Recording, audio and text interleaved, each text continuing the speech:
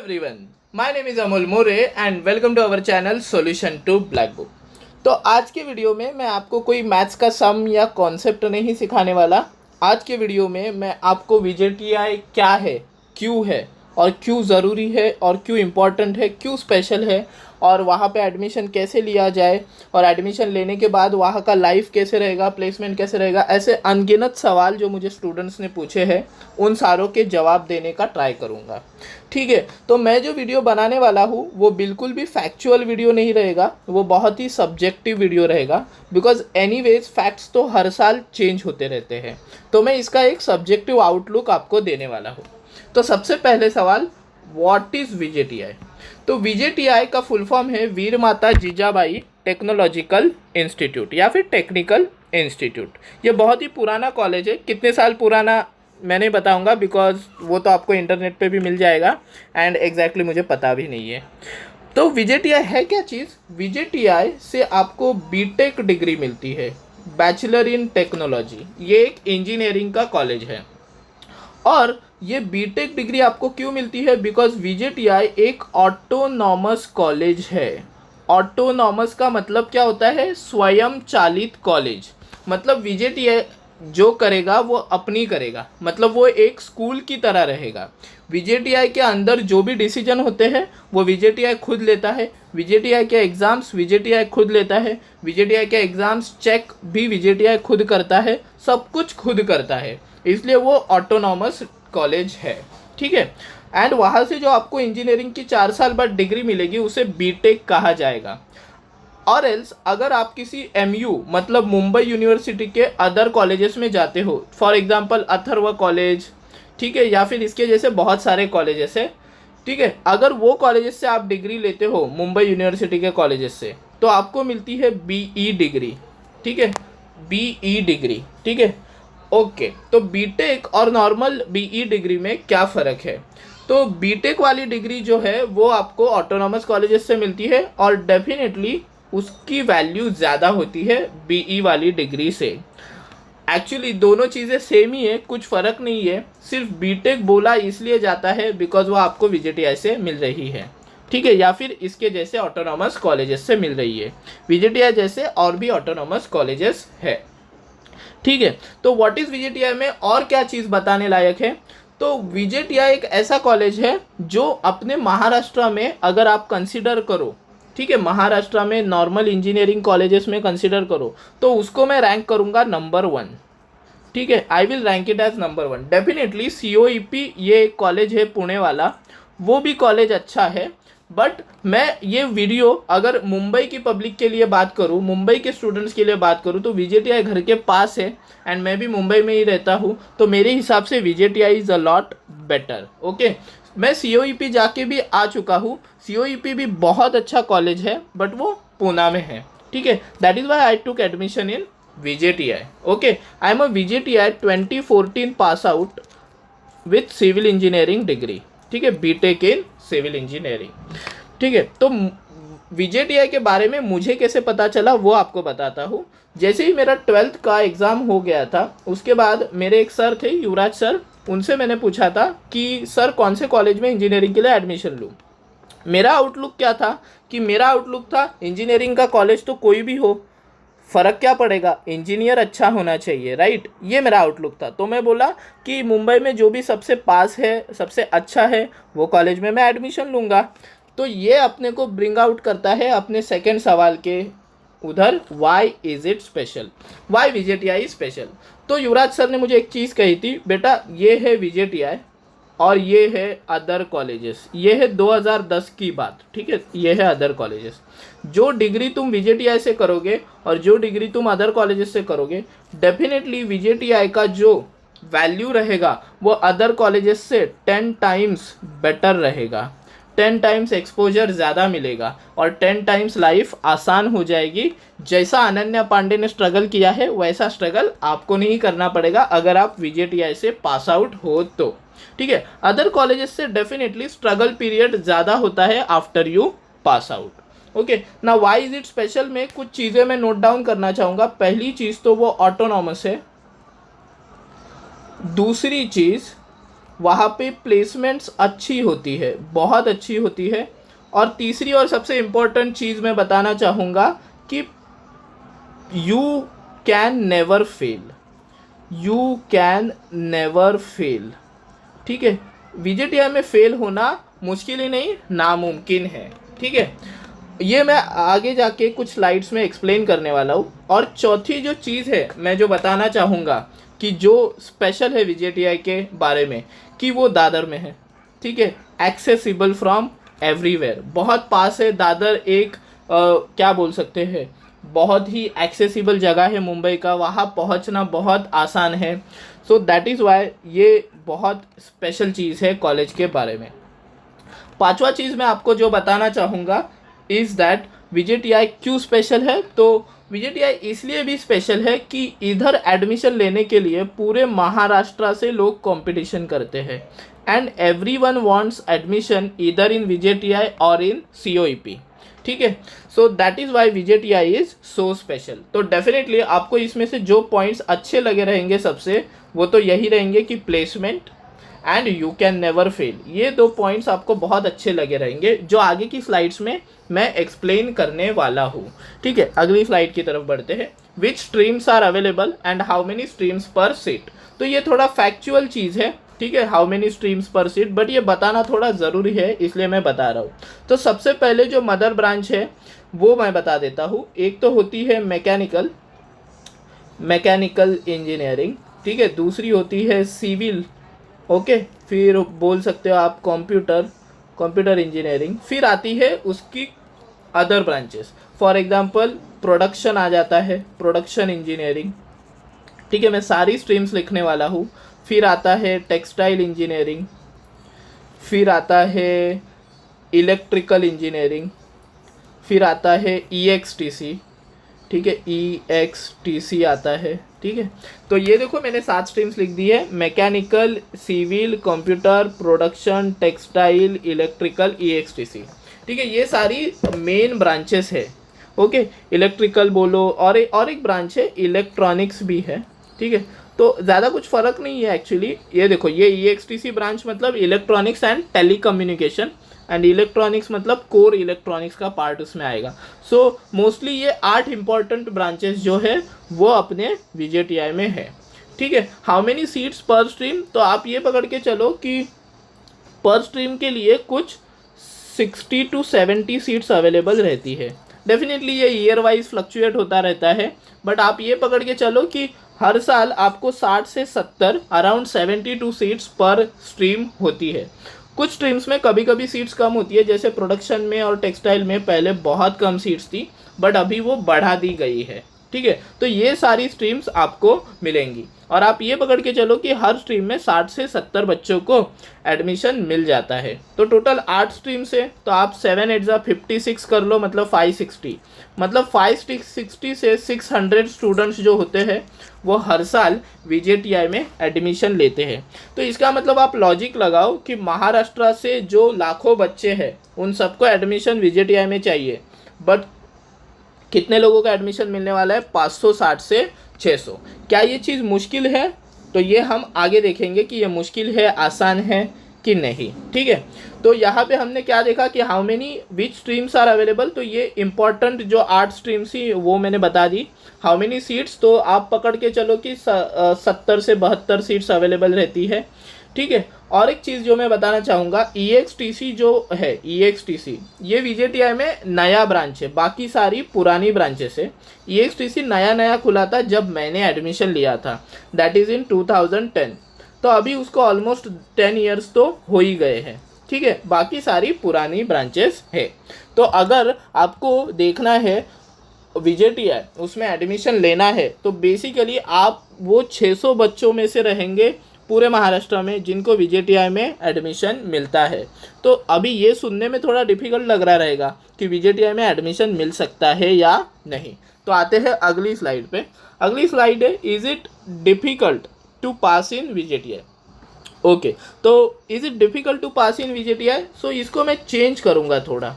पहली चीज़, it is difficult to enter in VJTI. It is difficult to enter in VJTI. ठीक है। ऑब्वियसली महाराष्ट्र से इतने सारे बच्चे compete करेंगे आपके साथ VJTI में एंटर करने के लिए, so definitely it is going to be difficult. Is it difficult to pass in VJTI? इसको चेंज कर देते हैं, it is difficult to fail in VJTI। It is difficult to fail in VJTI। Okay, इस बात से मैं बड़ा ही अच्छी तरह से वाकिफ़ हूँ। ठीक है, मेरे कई दोस्त हैं जिन्होंने बहुत ट्राई किया फेल होने का, बट वो फेल होते ही नहीं थे। इसका रीज़न बताता हूँ मैं।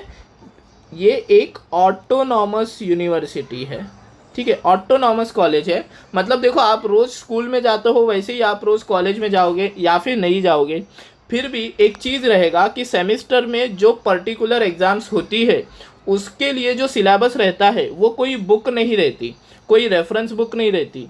टीचर्स अपने लेक्चर पीरियड में जितना चीज़ पढ़ाते हैं उतनी ही चीज़ पे वो एग्ज़ाम्स लेते हैं। तो बेसिकली आपको पोर्शन बहुत कम हो जाता है, राइट, पोर्शन बहुत ही ज़्यादा कम हो जाता है, एंड आपको पता रहता है कि एग्ज़ाम में क्या आने वाला है। इट्स लाइक आपको क्वेश्चन पेपर ऑलमोस्ट ऑलरेडी पता रहता है। सो डेफिनेटली पास होना तो डिफ़िकल्ट है ही नहीं, आप 4 साल में 4 इयर्स में आराम से इंजीनियर बन के बाहर निकल जाओगे।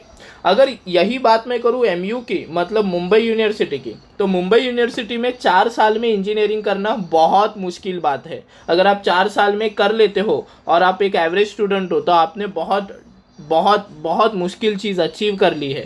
बिकॉज MU में जनरली ड्रॉप लगना, 80 लगना, ये बहुत ही कॉमन चीज़ होती है। बिकॉज MU में पास होना बहुत मुश्किल होता है, बिकॉज पोर्शन पे कंट्रोल किसी कॉलेज का नहीं रहता। एक बुक आपको बताई जाएगी, रेफरेंस बुक आपको बताई जाएगी, या फिर पोर्शन का एक हैंडआउट दिया जाएगा, उतना पोर्शन रहेगा ही। भले वो आपके कॉलेज में पढ़ाया जाए या नहीं पढ़ाया जाए, वो तो कंफर्म है कि उतना एग्ज़ाम में आएगा ही।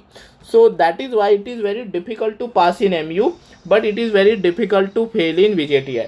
तो एक बार आप एंटर कर लो VJTI में, आगे का लाइफ सच में आसान है। आज तक अपने पेरेंट्स ने बोला रहेगा कि अरे 10वीं तक पढ़ ले फिर आगे का लाइफ आसान है, फिर आपको बोला रहेगा अरे 12वीं तक पढ़ ले फिर आगे का लाइफ आसान है, तो आपका लगेगा कि अमोल सर अभी भी वही बोल रहे हैं कि अरे VJTI में एंटर कर ले आगे का लाइफ आसान है। बट नहीं, ये ट्रूथ है, ये मैंने खुद एक्सपीरियंस किया है। एक बार मैंने VJTI में एडमिशन लेने के बाद लाइफ बहुत आसान था। It was very very very easy life, because exam का ज़्यादा कुछ टेंशन नहीं होता, even for the average students. Okay, and anyways जो स्टूडेंट्स VJTI में एडमिशन लेते हैं they are very serious about studies. तो फेल ये वर्ड होता ही नहीं VJTI में, ठीक है। आराम से पास हो जाते हो, आराम से 4 साल में इंजीनियरिंग कर सकते हो। Okay, so coming to the next slide, how are teachers. So teachers बहुत ज़्यादा एक्सपीरियंस्ड है एंड बहुत ज़्यादा क्या बोल सकते हैं, अच्छे हैं, बहुत अच्छा पढ़ाते हैं। हमारे वक्त तो बहुत अच्छे टीचर्स थे, और सबसे अच्छी बात मतलब एक वो जो अपने लेक्चर में पढ़ाते थे उसके अच्छी तरह नोट्स लिख के देते थे, notes, that was the best thing. और वो नोट्स अपने जेरोक्स भी देते थे, जो हर कॉलेज में देते रहेंगे, बट यहाँ पे क्या स्पेशल है पता है, वो जेरोक्स में से ही पेपर आता था। So it was so easy for us to get 10 pointers in the exams or 9 pointers, and even 8 pointers were very very very easy। okay, now how are exams conducted? तो इसके लिए आपको detail में बताना पड़ेगा, क्योंकि अभी मैंने पॉइंटर की बात की तो वो मैं आपको डिटेल में बता देता हूँ, ठीक है। How are exams conducted? तो वेरी सिंपल, आपकी एक क्लास टेस्ट 1 होगी, क्लास टेस्ट 2 होगी, ठीक है, और क्लास टेस्ट 1 और क्लास टेस्ट 2 के बीच में एक MST होगी, और क्लास टेस्ट 2 के बाद EST होगी। That is the typical pattern of the exam. पहले क्लास टेस्ट 1 होगी, वो 10 मार्क की रहेगी, क्लास टेस्ट 2 10 मार्क की, 20 मार्क की, depends on the teacher, right. तो ये 2 क्लास टेस्ट हो गई आपकी। उन दोनों के बीच में होती है MST। MST मतलब मिड सेमिस्टर टेस्ट, ये होती है 40 मार्क की। कितनी मार्क की होती है? 40 मार्क की। और फिर होती है EST। ओके, तो EST डिपेंड करता है, ये 100 मार्क की होती है, ठीक है। दिस इज 100 मार्क की एग्ज़ाम, बट ये जो 100 मार्क है ये कन्वर्ट हो जाते हैं 60 मार्क्स में। 100 मार्क कन्वर्ट हो जाते हैं 60 मार्क्स में, और ये 40 मार्क्स कन्वर्ट हो जाते हैं 20 मार्क्स में। आपको मैं बता देता हूँ कैसे। अगर सपोज आपको 40 में 30 मिला तो आपको 20 में कितना मिला? 15 मिला, ठीक है। अगर सपोज आपको 100 में, ठीक है, 100 में 60 मिला तो आपको 60 में कितना मिला? 36 मिला, ठीक है, तो टोटल कितने मार्क्स हो गए बॉस अभी तक? ये 20 मार्क और ये 60 मार्क का एग्जाम आपका हो गया। सो टोटल 80 में से आपको ये 15 और ये 36 मार्क्स मिल गए हैं। ठीक है, तो आप बोलेंगे बाकी के 20 मार्क कैसे है सर? तो बाकी के 20 मार्क में एक होता है 10 जो टीए बोल सकते हैं, टीचर असेसमेंट, जो अटेंडेंस, असाइनमेंट सबमिशन, ये सारी चीज़ों पे रहता है। अगर आपका अटेंडेंस अच्छा है, असाइनमेंट आपने सबमिट किए हैं, तो 10 में से 10 9 तो आराम से मिल जाते हैं। और ये बाकी के 10 मार्क्स जो रहते हैं वो CT1 और CT2 का एवरेज रहता है। ठीक है, it is depending on the teacher कि CT1 CT2 वो 10 मार्क्स का लेगा या 20 मार्क्स का लेगा। जो भी लेगा उसको वो 10 मार्क्स में कन्वर्ट कर देंगे। तो इस तरह से EST के 60 मार्क्स, MST के 20 मार्क्स, टीचर असेसमेंट के 10 मार्क और ये जो CT1 CT2 के मिला के 10 मार्क्स से हो जाते हैं 100 मार्क्स। तो इस तरह से एग्ज़ाम्स कंडक्ट किया जाता है। ओके, क्लास टेस्ट 1 एंड 2 में स्कोर करना बहुत इंपॉर्टेंट होता है, बिकॉज वो अचानक सरप्राइज टेस्ट भी ले सकते हैं कभी कभी, इसलिए वहाँ पे स्कोर करना थोड़ा डिफ़िकल्ट भी हो जाता है कभी कभी, जो रेगुलर नहीं रहते। MST का पोर्शन नॉर्मल रहता है, 40 मार्क के हिसाब से आप आराम से स्कोर कर सकते हो अगर आप एग्ज़ाम के क्या बोलते हैं 15 से 20 दिन पहले पढ़ाई करना शुरू करो तो। एंड EST बहुत आसान रहता है, जनरली प्रीवियस ईयर पेपर्स में से ही क्वेश्चंस आते हैं। सो EST में स्कोर करना सबसे आसान बात है। ठीक है, अभी एग्जाम्स की बात तो हो गई, अभी ग्रेडिंग की बात कर लेते हैं ना। तो ग्रेडिंग कैसे रहता है? तो यहाँ पे ग्रेडिंग परसेंटेज में नहीं रहता, यहाँ पे ग्रेडिंग होता है पॉइंटर में। ठीक है, ग्रेडिंग होता है पॉइंटर में। ठीक है, इसमें डिटेल में तो नहीं बताऊंगा मैं, बट शॉर्ट में इतना बता सकता हूँ कि आपका जो टॉपर है बैच का, ठीक है, टॉपर को सपोज 100 में से 80 मिले, ठीक है, और आपको मिले हैं 100 में से सपोज 40 मिले हैं। ठीक है, तो आपको 100 में से 40 मतलब बहुत कम मिले, राइट। बट ये जो 80 वाला है ना, इसको मिल जाता है 10 पॉइंटर इन दैट सब्जेक्ट। इसको क्या मिल जाता है? 10 पॉइंटर इन दैट सब्जेक्ट। और ये जो 40 वाला है तो इसको ज़्यादा मार्क्स मिलेंगे, बिकॉज ये 40 वाले के लिए ये 80 ऑलमोस्ट क्या हो जाते हैं, 10 पॉइंटर हो जाते हैं। तो 40 वाले को शायद 5 पॉइंटर मिल सकता है या फिर शायद 6 पॉइंटर मिल सकता है। आप बोलेंगे सर ये ऐसा कैसे, ये नहीं समझा। सो इट डिपेंड्स कि अगर टॉपर की रेंज में 1-2 ही बच्चे हैं और सारे के सारे बच्चे 60 के नीचे हैं, ठीक है, तो 40 मार्क्स को बहुत गंदा नहीं गिना जाएगा, it will be a very average और डिसेंट स्कोर। इसलिए 10 में से आपको 5 या 6 पॉइंटर मिलेगा। सो इन शॉर्ट मैं क्या बताना चाहता हूँ, ये एग्ज़ाम जो रहेगा वो रिलेटिव ग्रेडिंग का रहेगा, मतलब टॉपर के हिसाब से और बैच की एवरेज के हिसाब से आपके मार्क्स गिने जाएंगे। ठीक है, तो ये जो डिसाइड होता है वो नॉर्मल डिस्ट्रीब्यूशन से डिसाइड होता है, उसमें आप ज़्यादा घुसने की कोशिश ना करें। ठीक है, इन शॉर्ट में बता देता हूँ कि क्या, सपोज बैच का एवरेज है 60, बैच का एवरेज 60 है और आपको मार्क्स मिले हैं अराउंड 60, तो आपका पॉइंटर अच्छा आ जाएगा। कितना आ जाएगा आपका पॉइंटर? तो बैच का एवरेज अगर 60 है तो आपका पॉइंटर आना है 5, 6, 7 के बीच में, मतलब 6 और 7 तो कंफर्म आ जाएगा। अगर आप बैच एवरेज के आगे हो, बैच एवरेज के आगे हो तो डेफिनेटली आपका पॉइंटर 7, 8 ये रेंज में रहेगा। और आप अगर टॉपर के थोड़ा सा पीछे हो तो 9 पॉइंटर आ जाएगा। ठीक है, और अगर आप टॉपर हो, ठीक है, और आपने सिर्फ 100 में से 80 मार्क्स निकाले हैं तो आपको 10 पॉइंटर मिलना ही है। ठीक है, तो वो सब्जेक्ट में आपको 10 पॉइंटर मिल जाएगा। तो ऐसे एक सेमेस्टर में 5-6 सब्जेक्ट्स रहते हैं, हर सब्जेक्ट का पॉइंटर आपका कैलकुलेट होता है।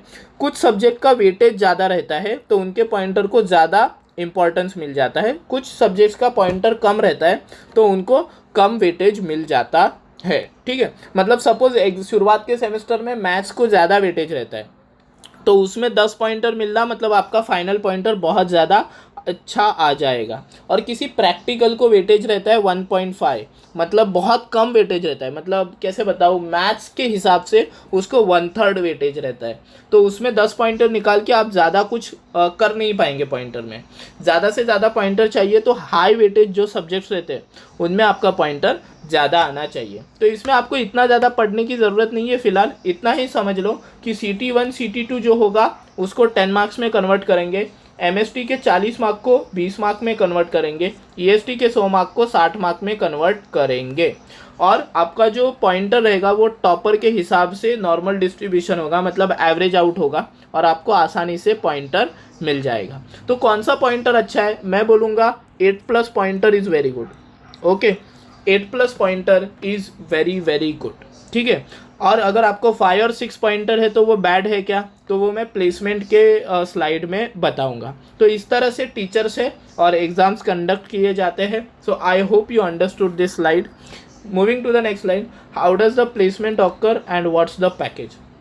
तो प्लेसमेंट कैसे होता है, चलो पहला सेमेस्टर, दूसरा सेमेस्टर, तीसरा सेमेस्टर, चौथा सेमेस्टर, पाँचवा, छठा, यहाँ तक आप पढ़ रहे हो, पॉइंटर निकाल रहे हो। सातवां सेमेस्टर और आठवां सेमेस्टर, सातवें सेमेस्टर के फर्स्ट वीक में, सातवें सेमेस्टर के फर्स्ट वीक में कंपनीज आना शुरू होती है, ठीक है। तो आप पढ़ भी रहे हो और आपके इंटरव्यूज़ भी चल रहे हैं, ठीक है। इंटरव्यूज़ जो चल रहे हैं उसमें क्या क्या रहता है, तो हर कंपनी का डिपेंडेंट रहता है, उनके हिसाब से वो लेते हैं। कभी कभी वो टेस्ट लेते हैं, तो टेस्ट तो हर कंपनी लेगा। कुछ कुछ कंपनी जीडी लेते हैं, ग्रुप डिस्कशन लेते हैं, और फिर होते हैं इंटरव्यूज़, ठीक है। इंटरव्यूज़ में भी पैटर्न्स रहते हैं, कुछ पैनल इंटरव्यूज़ लेते हैं, कुछ सिंगल इंटरव्यूज़ लेते हैं, कुछ एचआर इंटरव्यूज़ लेते हैं, समथिंग लाइक दैट, ठीक है। तो ये फर्स्ट वीक में आपका ये टेस्ट, जीडी, इंटरव्यूज़ हो जाता है। तो सातवें सेमेस्टर के 1 या 2 मंथ के अंदर, सातवें सेमेस्टर के 1 या 2 मंथ के अंदर आपको आराम से एक जॉब मिल जाती है, 1 जॉब इन योर हैंड, ठीक है। आप बोलोगे सर कुछ भी नहीं, ये मैं खुद देख चुका हूँ, 1 जॉब इन योर हैंड, ठीक है। अगर आप बोलने में अच्छे नहीं हो तो आप इंटरव्यू में अच्छा परफॉर्म नहीं कर पाओगे, तो आपका सिलेक्शन ये पहले 2 मंथ में होना मुश्किल है। बट जैसे जैसे सेमेस्टर घटते जाता है, ख़त्म होने जाता है, और भी कंपनीज आती है, तो अभी जिनका प्लेसमेंट हो गया है वो तो वापस बैठेंगे नहीं, राइट। तो क्या होगा, तो आपको अगर बोलना ज़्यादा अच्छे से नहीं आता तो आपके चांसेस तब बढ़ जाएंगे, बिकॉज तब अप्लाई करने वाले लोग कम रहेंगे, ठीक है। तो ज़्यादा से ज़्यादा अच्छी कंपनीज जो रहती है मोस्टली, हाँ it is not a fact but mostly वो शुरुआत में आती है, एंड जनरली जो 9+ पॉइंटर वाले हैं उनको लेके जाती है, ठीक है। आप बोलेंगे सर 9+ पॉइंटर होना ज़रूरी है क्या, I wouldn't say that, but 9+ pointer होना अच्छा है। ज़रूरी है क्या, ऐसे नहीं बोलूँगा, बिकॉज अगर आपको 9+ पॉइंटर है और टेस्ट भी अच्छा कर रहे हो बट इंटरव्यू में बोल नहीं रहे हो, तो आपको कोई हायर नहीं करने वाला। आपको बोलने अच्छी तरह से आना चाहिए, अपना नॉलेज प्रेजेंट करने आना चाहिए, और टेस्ट में आपका परफॉर्मेंस अच्छा होना चाहिए, ठीक है। मेरी ही स्टोरी बताता हूँ, मेरा जो टेस्ट का परफॉर्मेंस था वो एवरेज से थोड़ा सा बेटर था। मुझे 40 में 32 मार्क्स मिले थे जब मेरा टेस्ट हुआ था, ठीक है। It was a purely technical test. मेरा फर्स्ट जॉब प्लेसमेंट जो हुआ था उसकी टेस्ट में मुझे 40 में 32 मार्क्स मिले थे, एंड इंटरव्यूज़ मेरे बहुत सारे हुए थे, and that company was Lodha, ठीक है। लोधा, उनके बहुत सारे इंटरव्यूज़ हुए थे, HR interview, single interview, panel interview. Literally रात को 11 बजे तक हमारे इंटरव्यूज़ चले और 11 बजे हमें बताया गया कि कौन कौन सिलेक्ट हुआ है। सो इस हिसाब से यहाँ पे प्लेसमेंट होता है। व्हाट्स द पैकेज, तो पैकेज देखिए क्या होता है, मैं एक एवरेज बता देता हूँ। सपोज एक आप एवरेज कंपनी में जाते हो, ठीक है, एक एवरेज कंपनी है, तो आपको मिनिमम है ना 3 लाख तो मिल ही जाएंगे। 3 लाख मतलब 25,000 पर मंथ, ये मिनिमम पैकेज है, ठीक है। और एवरेज से थोड़ा ऊपर उठ जाए तो 6 लाख मिल जाएंगे आपको एज अ फ्रेशर, मतलब 50,000 पर मंथ, ठीक है। 50,000 पर मंथ मिल जाएंगे, ठीक है। और अगर आप अच्छी अच्छी कंपनीज में जाते हो तो ये पैकेज हो जाता है 1 लाख पर मंथ, ठीक है। 1 लाख पर मंथ तक भी जाता है, एंड इसके आगे भी ये पैकेज जा सकता है। एज अ फ्रेशर देखिए, अगर अच्छी जगह जॉब मिलता है तो 50 to 60K वाला जॉब तो ऑलमोस्ट एवरेज स्टूडेंट्स को मिल ही जाता है, जिनके पॉइंटर अच्छे खासे हैं, जिनको बोलना अच्छी तरह से आता है, अपना नॉलेज अच्छी तरह से प्रेजेंट करने आता है, उनको इतना पैकेज तो मिल ही जाता है, ठीक है। और बहुत सारी अच्छी अच्छी कंपनीज भी VJTI में आती है, जैसे माइक्रोसॉफ्ट हो गया, गूगल हो गया, ऐसी कंपनीज भी आती है, उनके पैकेज हाई रहते हैं। जैसे मेरे वक्त सैमसंग की कंपनी आई थी, उनका पैकेज था 1 लाख पर मंथ। कौन से ईयर में, 2010 में था ये पैकेज, ठीक है। वहाँ पे 25 बच्चों को उन्होंने प्लेस किया था, ठीक है। 25 बच्चों को मेरे सामने प्लेस किया था। Those were from computer science, ठीक है, कंप्यूटर साइंस स्ट्रीम में से थे, और कुछ अलग अलग स्ट्रीम में से भी थे जो उनको चाहिए थे, इलेक्ट्रॉनिक्स एंड ऑल, ठीक है, और प्रोडक्शन वाले भी कुछ थे। तो इस तरह से वो प्लेसमेंट किया जाता है। So how does the placement occur? तो आपका पॉइंटर के हिसाब से, पॉइंटर अच्छा खासा होना चाहिए, बोलने अच्छा खासा आना चाहिए, टेक्निकल इंटरव्यूज़ क्लियर होने चाहिए। टेक्निकल इंटरव्यूज़ के लिए देखो मैं बताता हूँ, आपका जो ईयर लॉन्ग स्टडीज़ है, first semester, second, third, fourth, fifth, six semester का स्टडीज़ अच्छा होना चाहिए। तो ये टेस्ट आप आराम से क्लियर कर दोगे। और उसके बाद जीडी कुछ कंपनीज ही लेती है, सारी कंपनीज नहीं लेती। और इंटरव्यू में आप कॉन्फिडेंट होकर अगर बोलते हो तो आराम से प्लेसमेंट हो जाता है। अभी 2020 की अगर बात करूँ तो आप एक सपोज अबव एवरेज स्टूडेंट हो, ठीक है, और आपके पॉइंटर्स भी अच्छे हैं, तो आपको 1 लाख अबव जॉब तो आराम से मिल जाएगा। ओके, एंड दैट टू इन मुंबई, और मुंबई के बाहर भी आराम से मिल जा सकता है, ठीक है। So this is how the placement occurs. तो 7वें सेमेस्टर में आपकी जॉब पक्की हो जाती है। 8वें सेमेस्टर में आपको सिर्फ पॉइंटर्स निकालना है और पास होके बाहर निकल जाना है। तो 3 इडियट्स की तरह आप भी सवाल पूछेंगे, सर 7वें सेमेस्टर में जॉब लग गई और 8वें सेमेस्टर में फेल हो गया तो जॉब रहती है कि नहीं? तो मैंने पहले ही बता दिया, वीजीटीआई में फेल होना मुश्किल ही नहीं, नामुमकिन है, अगर आप दिल से इंजीनियर हो तो। चलो अगली स्लाइड पे बढ़ते हैं। तो अगली स्लाइड है फेस्टिवल्स। तो फेस्टिवल्स के बारे में पूछने के लिए आई am a very wrong person. जितना मुझे पता है उतना मैं बता देता हूँ। अलग अलग टाइप के फेस्टिवल्स होते हैं। एक फेस्टिवल है, मुझे याद है, प्रतिबिंब करके, ठीक है। यहाँ पे एक्टिंग, डांसिंग एंड, समझ रहे हो ना, कल्चरल थिंग होती है। इसमें मैंने लास्ट ईयर पार्टिसिपेट किया था। Acting and I guess poetry किया था मैंने, एक्टिंग एंड पोएट्री, ठीक है।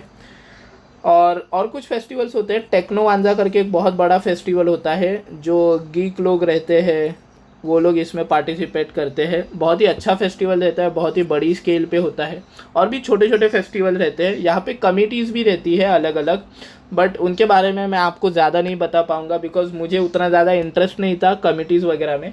यस, मुझे ये प्रतिबिंब में इंटरेस्ट था, तो उसमें मैंने पार्टिसिपेट किया था अपने लास्ट ईयर में, तो उतना मैं बता सकता हूँ। तो आप बोलेंगे सर आपने रिसर्च क्यों नहीं किया हमें बताने के लिए? तो बेटा देखो, वीजीटीआई में एडमिशन लेना है तो 2 गोल होने चाहिए। पहला गोल है अच्छे कॉलेज से पास आउट एंड अच्छे कॉलेज से बीटेक डिग्री, एंड दूसरा गोल है अच्छा खासा तगड़ा प्लेसमेंट, काम ख़त्म, ठीक है। ये 2 गोल है। फेस्टिवल तो आते जाते रहेंगे, ऐसा नहीं बोल रहा कि फेस्टिवल इंपॉर्टेंट नहीं है, मैंने भी एंजॉय किए हैं, आप भी एंजॉय करना, but I am not the right person to tell you about all the festivals. Yes, 2 important और सबसे बड़े फेस्टिवल्स होते हैं प्रतिबिंब एंड टेक्नोवांजा। इसमें कभी कभी कुछ सिंगर्स एक्टर्स आते हैं प्रतिबिंब में, टेक्नोवांजा में भी आते हैं कुछ, तो कॉन्सर्ट वगैरह रहते हैं तब, ठीक है। तो चलिए आगे बढ़ते हैं। How to get admission in VJTI, सबसे इम्पॉर्टेंट क्वेश्चन, ठीक है। अगर आप महाराष्ट्र में हो, ठीक है, महाराष्ट्र में हो, ईजी वे बताता हूँ सबसे, ठीक है। महाराष्ट्र में हो तो आपको एमएसटी सीईटी का एग्ज़ाम देना है। एमएसटी सीईटी का एग्ज़ाम जैसे ही आप देते हैं आपको कुछ स्कोर मिलेगा 200 में से, ठीक है, 200 में से स्कोर मिलेगा। मैं ये जो बताने जा रहा हूँ ये 2020 के एडमिशन के हिसाब से बताने जा रहा हूँ, ठीक है।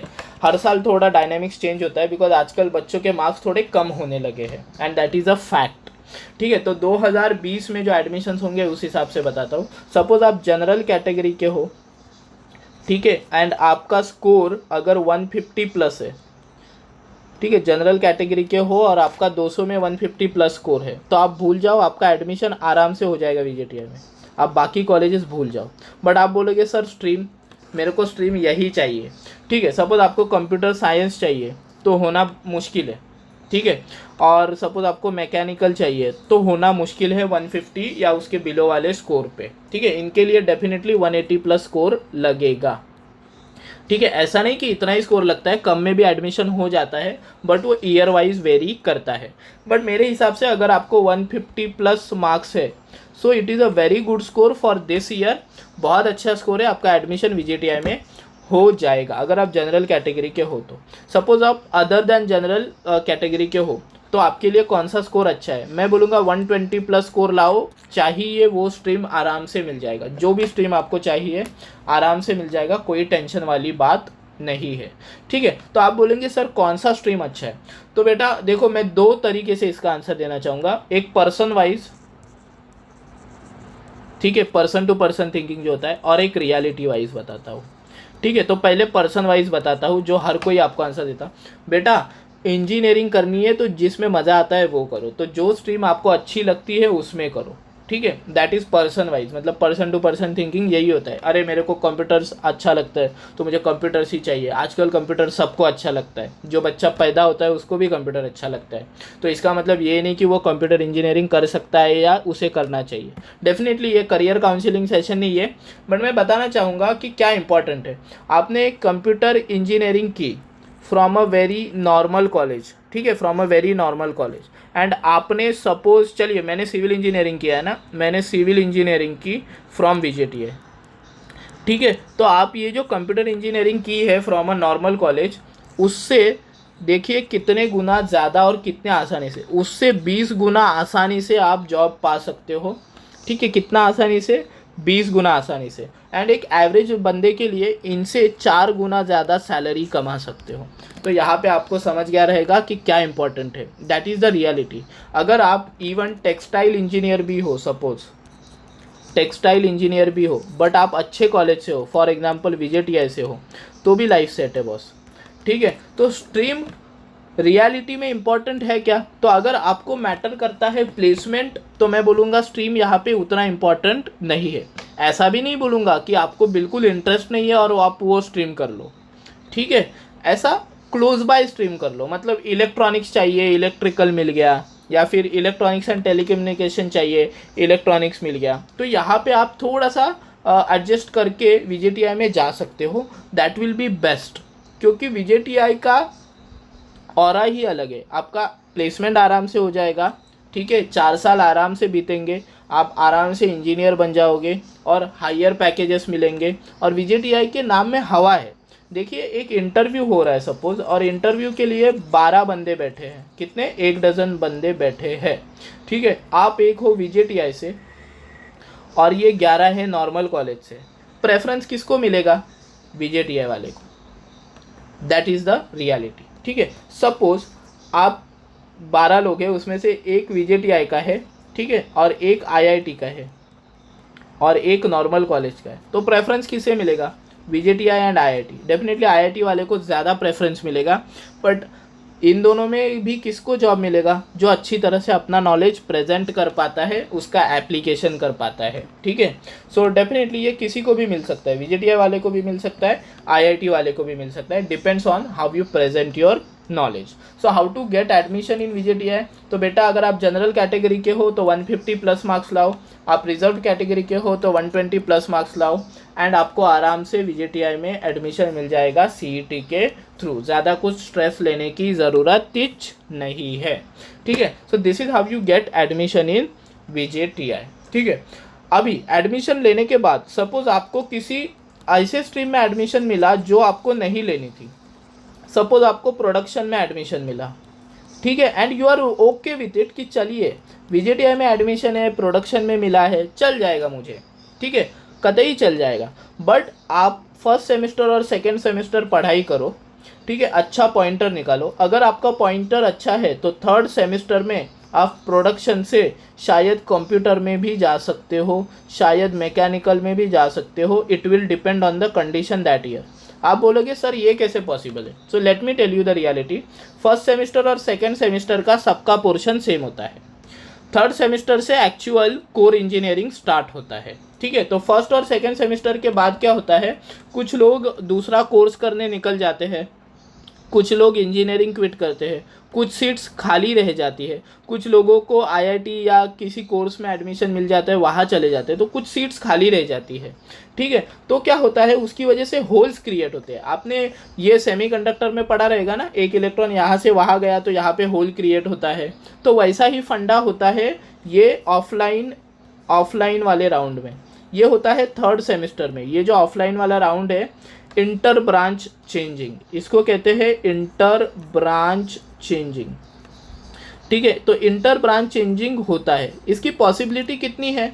उतनी भी ज़्यादा नहीं है, ठीक है, अगर आप अच्छी तरह से नहीं पढ़ रहे तो। हाँ, अगर आपका पॉइंटर 8+ है, 8.5+ है, तो डेफिनेटली आपका स्ट्रीम अच्छा मिलने का चांस बढ़ जाता है, ठीक है। तो इवन इफ आपको प्रोडक्शन के थ्रू VJTI में एडमिशन मिल रहा है, या फिर आपको टेक्सटाइल के थ्रू मिल रहा है, या फिर आपको सिविल के थ्रू मिल रहा है, या फिर इलेक्ट्रिकल के थ्रू मिल रहा है, तो फर्स्ट और सेकेंड सेमेस्टर के बाद थर्ड सेमेस्टर में चेंज करना पॉसिबल है, provided your pointers are good, ठीक है। चलिए आगे बढ़ते हैं।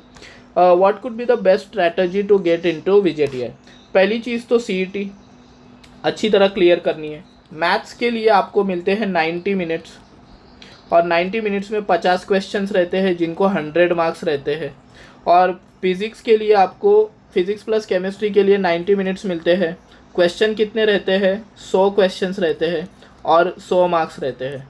तो यहाँ पे थोड़ा है ना ज़्यादा मुश्किल हो जाता है, बिकॉज 90 मिनट में आपको करने हैं कितने क्वेश्चन, 100 क्वेश्चन, और हर एक क्वेश्चन के लिए 1 मार्क है। बल्कि मैथ्स में 90 मिनट में 85 क्वेश्चन करने हैं और हर क्वेश्चन के लिए 2 मार्क्स है। तो आपका स्ट्रैटेजी होना चाहिए मैथ्स में ज़्यादा से ज़्यादा मार्क्स मिले। तो मैथ्स में कितने मार्क्स मिलने चाहिए आपको, 90 प्लस मिनिमम मार्क्स मिलने चाहिए। और फिजिक्स केमिस्ट्री में अपनी कैपेसिटी के हिसाब से आप मार्क्स निकाल सकते हैं। ये सबसे बेस्ट स्ट्रैटेजी है। और एक चीज़ बताता हूँ, यहाँ पे भी केमिस्ट्री में स्कोर करना बहुत आसान है। केमिस्ट्री में आराम से 45 प्लस स्कोर किया जा सकता है अगर आप अच्छी तरह से पढ़े तो मैथ्स में अगर आप 80 to 90 के बीच में हो, केमिस्ट्री में 45 प्लस हो, तो आपका स्कोर बहुत ही अच्छा आने वाला है। तो ये बेस्ट स्ट्रैटेजी है CET वाला कि आप मैथ्स पे और केमिस्ट्री पे ज़्यादा फोकस करो। ओके, स्पेशली मैथ्स पे बोलूँगा, बिकॉज देखिए 90 मिनट 50 क्वेश्चन, हर क्वेश्चन के लिए 2 मार्क्स सीम्स फेयरली रीजनेबल कि यहाँ पे स्कोर करना अच्छा होता है। सेकेंड चीज़, स्ट्रीम को लेके ज़्यादा खिचखिच मत करो। सपोज आपको कंप्यूटर्स चाहिए और आपको कंप्यूटर्स नहीं मिल रहा, IT मिल रहा है, तो बेटा ले लो, क्योंकि VJTI है। कंप्यूटर इंजीनियरिंग किसी नॉर्मल कॉलेज में से करने से अच्छा आप IT कर लोगे ना, कौन से कॉलेज से, VJTI से, तो आपको बेटर होगा, क्योंकि आपके लिए फ्यूचर अपॉर्चुनिटीज़ ज़्यादा रहेंगी और प्लेसमेंट तगड़ा रहेगा अदर कॉलेजेस से। अदर कॉलेजेस में प्लेसमेंट ही नहीं होता, और यहाँ पे IT के लिए भी आपको आराम से 1,70,000-80,000 वाला प्लेसमेंट आराम से मिल जाएगा। तो बेस्ट स्ट्रैटेजी क्या है, थोड़ा सा स्ट्रीम को लेके खिचखिच कम करो और थोड़ा सा वहाँ पे एडजस्टमेंट करके अपने पढ़ाई के ऊपर फोकस करो, तो बड़े ही आराम से आपको स्ट्रैटेजी वाइज एडमिशन मिल जाएगा VJTI में। तो ये 2 इम्पॉर्टेंट चीज़ें, पहला तो CET में मैथ्स इम्पॉर्टेंट है, एंड दूसरा चीज़ जो मैं बताना चाहूँगा कि स्ट्रीम को लेके थोड़ा सा देखो कॉम्प्रोमाइज़ कर सकते हो। जैसे मैकेनिकल है एंड प्रोडक्शन है, तो मैकेनिकल में मिलना मुश्किल है और आपको प्रोडक्शन में मिल गया, तो आई विल से कि ले लो, ठीक है। अगर आपको किसी और अच्छे कॉलेज में अच्छा स्ट्रीम नहीं मिल रहा है तो I will any day recommend you mechanical या फिर प्रॉड। सपोज मैकेनिकल किसी नॉर्मल कॉलेज में मिल रहा है और प्रॉड VJTI में मिल रहा है, मैं आपको क्या रिकमेंड करूँगा पता है, प्रॉड इन VJTI, ठीक है। तो दिस सेज इट ऑल, इससे ज़्यादा और कुछ बोलने की ज़रूरत कुछ नहीं है। How was my experience in VJTI? Awesome. क्यों ऑसम है? ऑसम का स्पेलिंग भी नहीं आता मुझे, लिखता ही नहीं, जाने दो। How was my experience in VJTI? Very awesome, because VJTI का लाइफ ही ऑसम था। पहली चीज़ मतलब टैग, VJTI एक ब्रांड है। अगर VJTI एक ब्रांड है और इसका नाम आप पे आ जाता है, आप पे स्टैम्प पड़ जाता है VJTI का, सो बाय डिफ़ॉल्ट लोग आपको गुड इंजीनियर समझने लगते हैं, अब वेरी गुड इंजीनियर समझने लगते हैं। दूसरा चीज़, VJTI इज़ वेरी नियर, ठीक है। अगर आप मुंबई में रहते हो तो ठीक है, अगर आप मुंबई से बाहर से भी हो, महाराष्ट्र से, मुंबई के बाहर, ठीक है, महाराष्ट्र के काने कोपरे से अगर आप आ रहे हो, गडचिरोली, नांदेड़, जालना, जळगाव ऐसे इलाके से आ रहे हो, तो ये VJTI एक्सेसिबल है बॉस। क्यों एक्सेसिबल है? ये दादर में है, ठीक है, दादर जैसा इलाका जहाँ पे हर ट्रेन आती है, ठीक है, कोई भी ट्रेन, मेल जो भी है सारी एक्सेसिबल है। दैट इज़ वाई सबके लिए VJTI बहुत प्यारा डेस्टिनेशन पे है, ठीक है। तीसरा, VJTI का लोकेशन बहुत ऑसम है, ठीक है। 5 गार्डन्स, ठीक है, 5 गार्डन्स है VJTI के पास में, ठीक है, बहुत सही जगह है। यहाँ पे हम क्रिकेट भी खेल चुके हैं। तो ऐसी बहुत सारी जगह है जो इसमें तो ऑब्वियसली मैं नहीं बता सकता, but yes, how was my experience in VJTI? Awesome, because of this 3 things. One is the location is very nice, very near, ठीक है, मेरे लिए तो बहुत पास में था, Jogeshwari to Dadar, and it's a brand, मेरे ऊपर ब्रांड पड़ गया। एंड चौथी चीज़ इज़ फ्यूचर। देखो आप अब्रॉड वगैरह अगर आपको जाना है तो वहाँ की पब्लिक, वहाँ के स्टूडेंट्स भी वैसे रहते हैं जिनका गोल रहता है बाहर जाने का। तो वो जो स्टूडेंट्स रहते हैं उनके साथ रह के आपको भी एक इच्छा होती है कि हाँ अब्रॉड जाके पढ़ना है या समथिंग लाइक दैट, या फिर अब्रॉड की जॉब्स के लिए अप्लाई करना है, समथिंग लाइक दैट। तो वो आपको उसमें है ना हेल्प हो जाता है। दैट इज़ वाई ये आपके लिए बहुत अच्छा एक्सपीरियंस होता है, जो कि मेरे लिए भी था। ऑब्वियसली मुझे बाहर नहीं जाना था, इसलिए मैं गया नहीं। अदरवाइज़ VJTI में वो ऑप्शंस भी अच्छी तरह से अवेलेबल है, बिकॉज आपको मिल जाता है एक्सपोजर, ठीक है। एंड पांचवी चीज़ placement. I got a very good placement in Lodha, ठीक है, just by the tag of VJTI, ठीक है। ऐसा नहीं कि सिर्फ VJTI की टैग की वजह से, ऑब्वियसली मैंने इंटरव्यू अच्छा दिया रहेगा इसलिए मेरा प्लेसमेंट हुआ रहेगा, ठीक है। तो प्लेसमेंट बट अच्छी तरह से और बड़े ही आसानी से बड़े बड़े कंपनीज़ में हो जाता है। और मैंने देखा है लोगों का होते हुए, लोगों की लाइफ सेट होते हुए VJTI में, इसलिए मेरा एक्सपीरियंस तो बड़ा ही ऑसम था, ठीक है। इस तरह से VJTI के बारे में जितना भी क्वेश्चंस स्टूडेंट्स ने मुझे पूछे थे, ठीक है, उतने सारों के आंसर्स देने का मैंने ट्राई किया है, ठीक है। और एक चीज़ मैं बताना चाहूँगा कि VJTI की फ़ीस क्या है, ठीक है। ये बहुत ही इंपॉर्टेंट पॉइंट है, ये मैंने जानबूझ के एंड में लिया है। क्यों पता है? बिकॉज VJTI एक ऐसा कॉलेज है जिसकी फ़ीस आप इमेजिन भी नहीं कर सकते, उतनी कम लगती है मुझे। क्यों पता है? बिकॉज बाकी के कॉलेज की 1 साल की जो फ़ीस रहती है, 1 year fees of other colleges, ये VJTI का 4 ईयर फीस रहता है, बस आप समझ जाओ, ठीक है।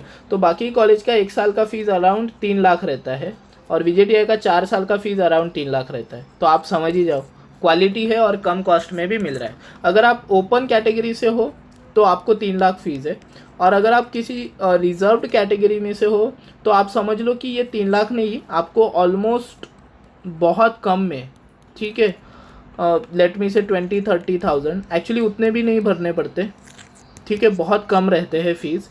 और कुछ स्कॉलरशिप्स भी अवेलेबल रहती है। तो अगर आप रिजर्व कैटेगरी के हो तो आपको ये 20-30,000 फ़ीस भी भरनी पड़ती है और वो भी रिटर्न आ जाती है, ठीक है। So almost free of cost आपका 4 साल का इंजीनियरिंग VJTI में हो जाता है। एंड इवन 3 लाख भी वर्थ है, actually it is more than worth. बड़ी आसानी से आप वो 3 लाख 6 महीने में रिकवर कर लोगे after you complete your engineering, ठीक है। 6 महीने 1 साल में आराम से कवर कर लोगे।